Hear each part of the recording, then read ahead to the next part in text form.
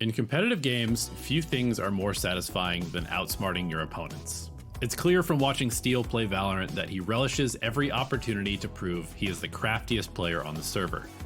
If you're looking for action-packed, Red Bull chugging flick gods, take a look at some of my other videos. In this one, however, we're going to be digging into the big brain plays that make Steel one of the most frustrating and dangerous players in the game.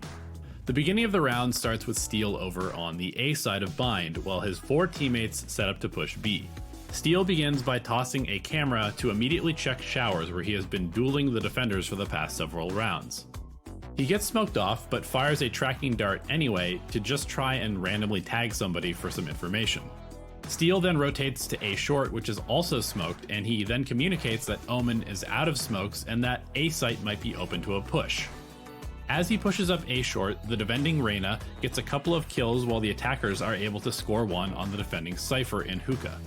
The attackers are down to a 3 against 4, but have been able to see all 4 remaining defenders at the B site, at least very briefly. Steel uses this opportunity to make his way through the U-Haul/Lamps area into the defender's spawn. A big part of the lurking playstyle is to hit these perfect moments of timing to get to places that the other team doesn't expect you to be. Having pushed deep into the A site, Steel stops to listen and catches a running rotation for an easy kill on the Omen. Okay, I walk through A into CT spawn then. One's coming CT. Yet he dies. The moments after first being discovered as a lurker are critical to turning that type of play into a winning round. Holding the same angle you just scored on a kill is way too predictable, so Steel throws a tripwire and a cyber cage out to catch the next rotation and then relocates to Heaven, where he sets up a camera, reloads, and tucks himself into a corner to wait. His camera is set up to keep watch on both the defender's spawn and also A short, and his second tripwire is set up in the market as well before the round. After a little bit of a wait, the tripwire catches the defending Raze rotating through market and alerts Steel and his teammates that there is a flank coming, and almost immediately after, the enemy Reyna blinds her way into a push towards the A site through the defender's spawn. During the Leer, the Reyna is able to destroy both Steel's camera and his tripwire, so Steel responds by triggering his cyber cage. This causes the Reyna to panic spam through the cage, and Steel is able to find a pick by spraying back towards where the tracers are coming from. Steel then rechecks A short just in time to see Raze crossing. He engages the Raze and soon finds out that the Jett is also there in A short. Using these quick little peeks for more information and also just kind of trying to get lucky with a single bullet or two, he doesn't expose himself to too much damage, but also gives a bit of an opportunity to not only hold the defenders in A short, but also potentially find a pick. The defending Jett surprises him, however, by dashing forward onto the site aggressively, and Steel has to tuck back into cover to reload. Meanwhile, the defending Raze also charges through U-Haul and kills Steel's teammate, the Jett.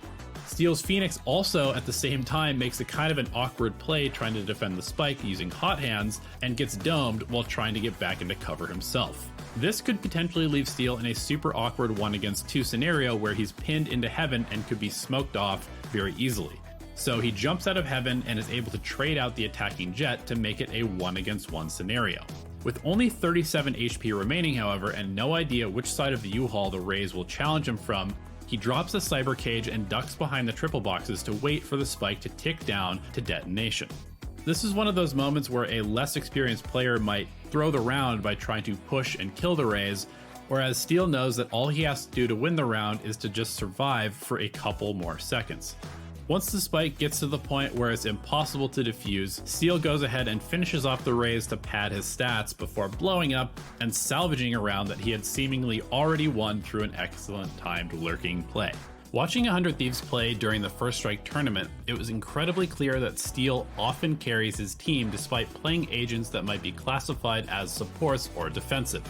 Even on the attacking side of things, Steel's exceptional positioning, immaculate utility usage, and perfect timing allow him to strike fear into the hearts of even the most seasoned Valorant pros. Now, I've been getting quite a few requests to do longer versions of these videos or break down more plays in each video, but I want to keep them as digestible as possible, so let me know what your thoughts are in the comments below.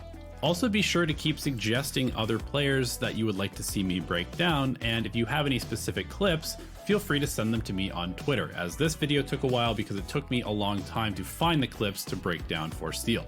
Anyway, that's it for this video. Thank you so much for watching. I appreciate all the love I've been getting on these, and we will see you in another video very soon.